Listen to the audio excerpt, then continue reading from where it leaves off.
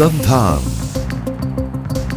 All Gujarat integrated classroom સેટેલાઇટના માધ્યમથી જોડતી કડી એટલે સંધાન. નમસ્કાર. બાયસેગની ગણિતશાસ્ત્રની માળામાં આપનું સ્વાગત છે. આજે હું માનસી શાહ વીર નર્મદ સાઉથ ગુજરાત યુનિવર્સિટી સુરતથી આપને માટે ટોપિક લઈને આવી છું, ઇન્ટરપોલેશન.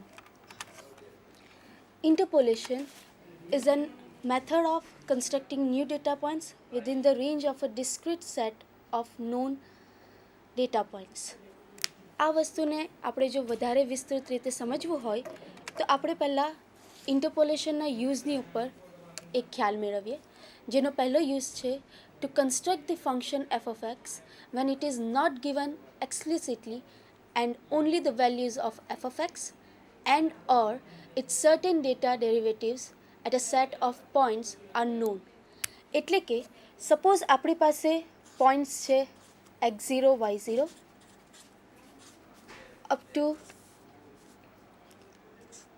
x1 y1 થી xn yn. હવે આ પોઈન્ટની ઉપર સપોઝ તમારું ફંક્શન એફ ઓફ એક્સ આપેલું છે. એક વસ્તુ ધ્યાન પર રાખવા જેવી છે કે અહીંયા આપણે એવું કહેવા માંગીએ છીએ કે એફ ઓફ એક્સ જે છે તે x0 x1 થી xn પર જ ડિફાઇન થઈને આપણને વેલ્યુ આપે છે y0 y1 અને yn. એટલે કે એફ ઓફ એક્સ આપણી પાસે કોઈ પર્ટિક્યુલર ફોર્મમાં ડિફાઇન કરીને નથી આપ્યું. હવે જો મારે આ x0 x1 થી xn સુધીના પોઈન્ટ સિવાયના કોઈ પોઈન્ટ ઉપર એફ ઓફ એક્સની વેલ્યુ જોઈતી હોય તો એ જરૂરી છે કે મારી પાસે એફ ઓફ એક્સ એ કોઈ ફંક્શનના રૂપમાં હોય, અને તે મેળવવા માટે આપણે યુઝ કરીશું ઇન્ટરપોલેશનનો.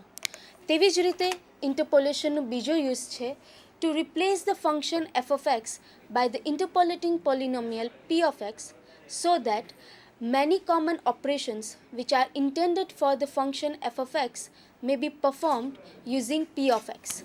એટલે કે સપોઝ મારી પાસે કોઈ function F of x define કરીને પણ આપ્યું છે તો એ ફંક્શન ઉપર મારે ઓપરેશન્સ ડિફાઇન કરવા છે, જેમ કે ઇન્ટિગ્રેશન, ડેરિવેશન એક્સેટ્રા. હવે આપણે સૌ જાણીએ છીએ કે ઇન્ટિગ્રેશન, ડેરિવેશન જેવા ઓપરેશન્સ કોઈ ફંક્શન પર હંમેશા ડિફાઇન કરવા એટલા ઇઝી નથી હોતા. એ જ વસ્તુને જો હું પોલિનોમિયલ પી ઓફ એક્સના રૂપમાં ટ્રાન્સફર કરી દઉં કે જેથી F of x is equivalent two P of x થઈ જાય, તો પોલિનોમિયલની ઉપર એ દરેકે દરેક ઓપરેશન ડિફાઇન કરવા ખૂબ જ સરળ થઈ જશે. સો ઇન્ટરપોલેશન એ આપણને ફંક્શન ડિફાઇન પણ કરી આપે છે અને તેને સરળ રૂપમાં પણ ટ્રાન્સફર કરી આપે છે. તો ઇન્ટરપોલેશનનો યુઝ જોતાં પહેલાં હવે આપણે એના બેઝિક ટર્મ્સ પર ધ્યાન આપીએ, જેની અંદર સૌ પ્રથમ આપણે જોઈશું ફાઇનાઇટ ડિફરન્સીસ, જેના 3 ટાઈપ છે: ફોરવર્ડ ડિફરન્સ, બેકવર્ડ ડિફરન્સ અને સેન્ટ્રલ ડિફરન્સ.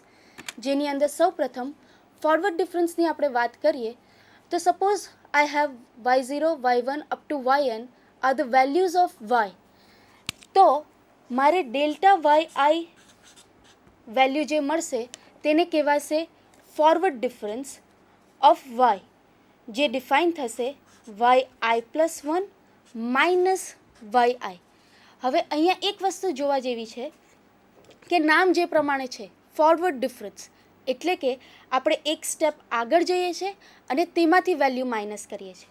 કોઈ વેલ્યુ આપણે સબસ્ટિટ્યૂટ કરીને જોઈએ તો સપોઝ હું i ઇઝ ઇક્વલ ટુ 2 લઉં છું, તો મારી વેલ્યુ જે y3 માઇનસ y2 મળશે તે વેલ્યુ હશે ડેલ્ટા y2, જેને કહેવાશે ફર્સ્ટ ફોરવર્ડ ડિફરન્સ. તેવી જ રીતે જો મારે સેકન્ડ ફોરવર્ડ ડિફરન્સ લેવું હોય તો that is the difference of first forward difference. એટલે કે મારે જો વેલ્યુ લેવી હોય delta square yi, so that is nothing but delta yi plus 1 minus delta yi. હવે આની અંદર ડેલ્ટા yi પ્લસ 1ની વેલ્યુ જે છે તે હું ફોરવર્ડ ડિફરન્સથી ડિફાઇન કરી શકીશ, તો તે થશે yi plus 2 minus yi plus 1 minus delta yiની જે વેલ્યુ છે તે થશે yi plus 1 plus yi. So that is equal to yi plus 2 minus 2yi+1 plus yi, જે આપણને વેલ્યુ આપે છે ડેલ્ટા સ્ક્વેર વાયઆઈની. એ વસ્તુ તમે સ્ક્રીન પર જોઈ શકશો. હવે તેવી જ રીતે મારે જો હાયર ઓર્ડર ડિફરન્સીસ લેવા હોય તો તેને માટે જે ફોરવર્ડ ડિફરન્સ ઓપરેટર છે ડેલ્ટા, તેને આપણે ટેબલમાં બતાવ્યા પ્રમાણે ડિફાઇન કરી શકીશું. અહીં x0 y0 x1 y1 up to xn yn એટલે કે x4 y4 એ xyની અલગ અલગ વેલ્યુ આપવામાં આવી છે. તમે એરો પરથી જોઈ શકો છો કે ફર્સ્ટ ડિફરન્સ જે છે delta y0 that is nothing but y1 minus y0. તેવી જ રીતે ડેલ્ટા y1 જે છે that is y2 minus y0. એવી જ રીતે દરેકે દરેક ડેલ્ટા વાયઆઈની વેલ્યુ આપણે જોઈ શકીએ છીએ. હવે જો સેકન્ડ ડિફરન્સની હું વાત કરું દેટ ઇઝ ડેલ્ટા સ્ક્વેર, તો અગેન એરો પરથી હું જોઈ શકીશ કે delta square y0 is nothing but delta y1 minus delta y0. તેવી જ રીતે delta cube y0 is nothing but delta square y1 minus delta square y0 and so on. એક વસ્તુ અહીંયા તમે નોટ કરી હશે કે આ દરેકે દરેક વેલ્યુ જો આપણે ટેબ્યુલર ફોર્મમાં લઈશું તો આપણે ખૂબ જ સરળ રીતે મેળવી શકીશું. હવે તેવી જ રીતે આપણે બેકવર્ડ ડિફરન્સ ડિફાઇન કરી શકીએ છીએ. જો મારી પાસે y0 y1 up to yn એ yની અલગ અલગ વેલ્યુ છે, તો નેબલા yi is equal to yi minus yi minus 1.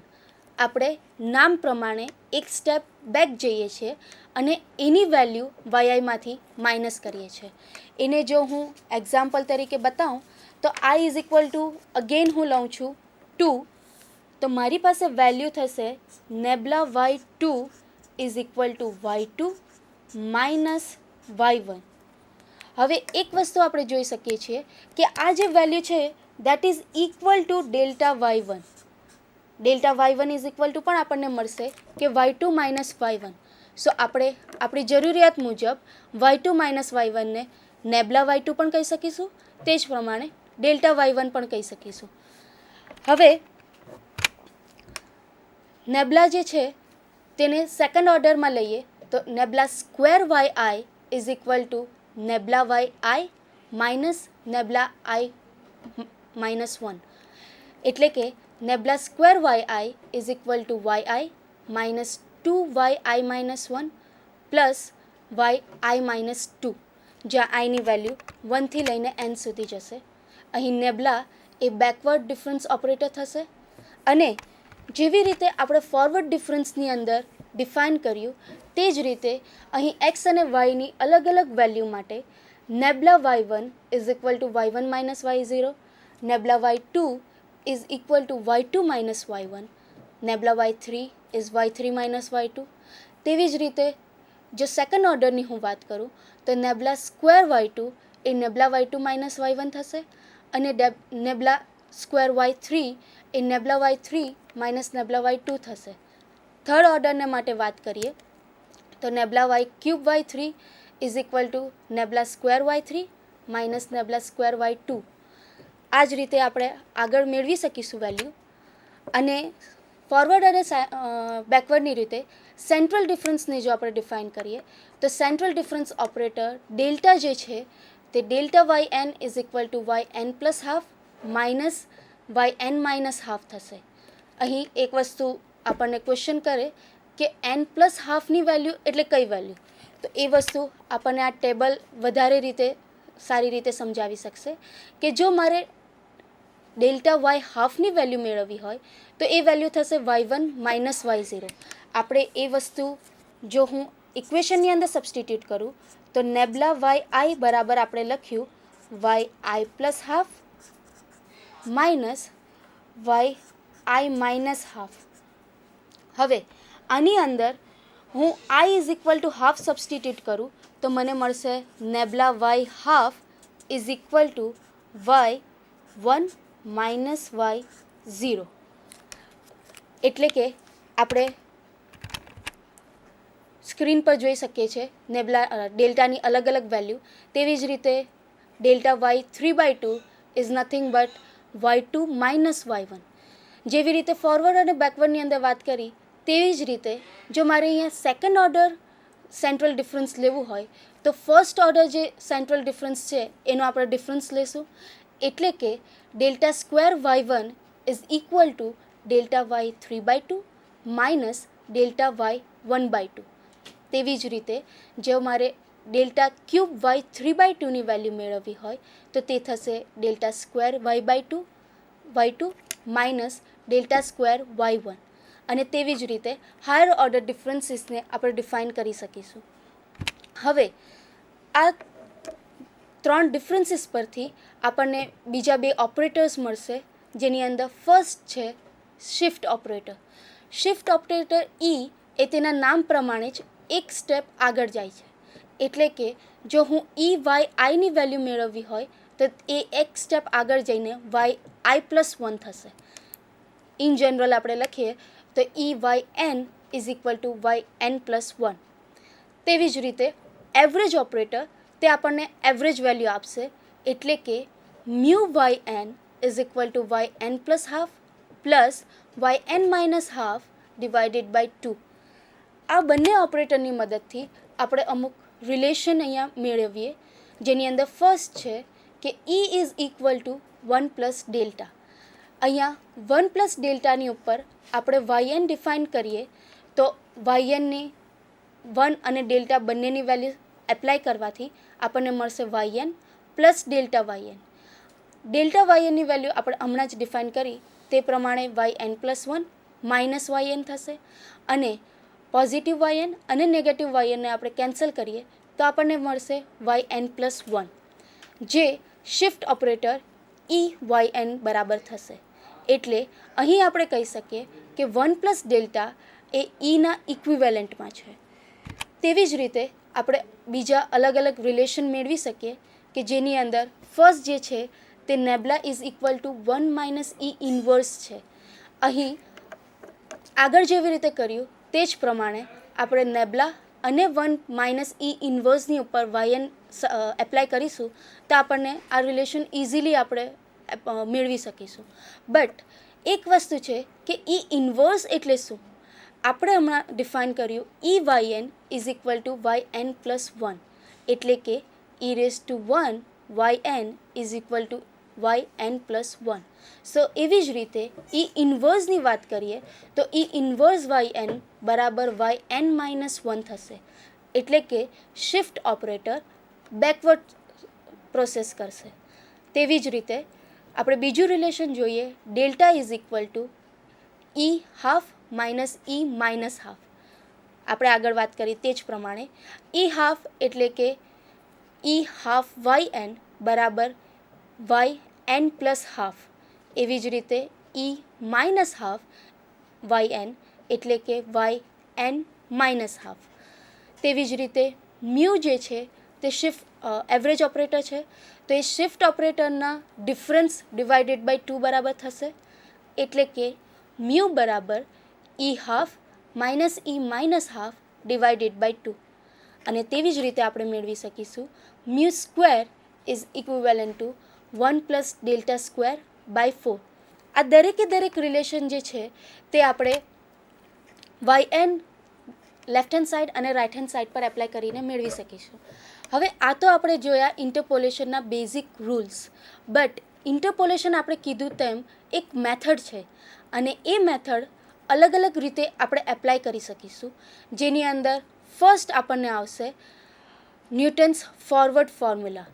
Newton's forward formula જે ડિફાઇન થશે તે x0 y0 x1 y1 up to xn yn point પર થશે, જ્યાં આપણી પાસે કન્ડિશન છે xi is equal two x0 plus ih, જ્યાં આઈની અલગ અલગ વેલ્યુ આપણને 0 થી n સુધી મળશે.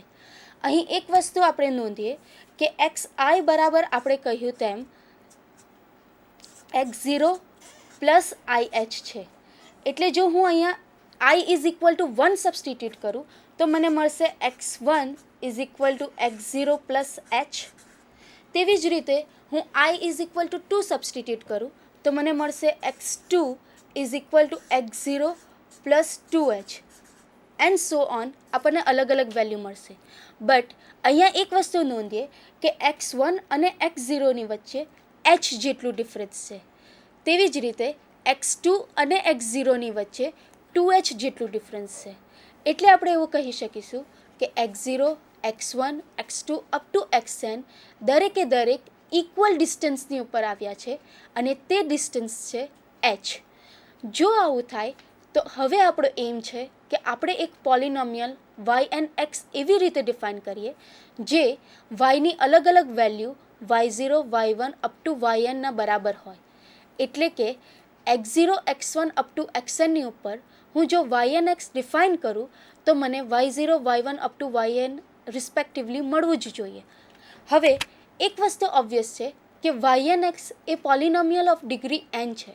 એટલે મારાથી લખાશે કે yn(x) is equal two a0 plus a1 x minus x0 plus a2 x minus x0 x minus x1 up to so on plus an x minus x0 થી x માઇનસ xn માઇનસ 1, જ્યાં a0, a1, a2 દરેકે દરેક એ constant છે.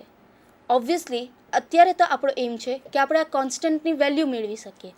તો yn(x)ની અંદર આપણે define કર્યું તેમ yn(x) is equal two a0 plus x minus x0 a1 થી લઈને અલગ અલગ વેલ્યુ મળશે.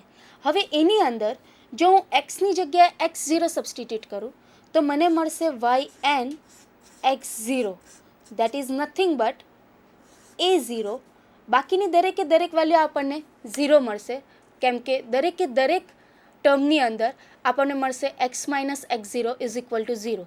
એટલે આપણને yn(x0)ની વેલ્યુ મળી a0 ઇઝ ઇક્વલ ટુ આપણે કહીશું y0. તેવી જ રીતે જો હું yn(x1) લઉં તો તમે સ્ક્રીન પર જોઈ શકશો કે આપણને મળે છે y1 is equal two a0 plus a1 x minus x0.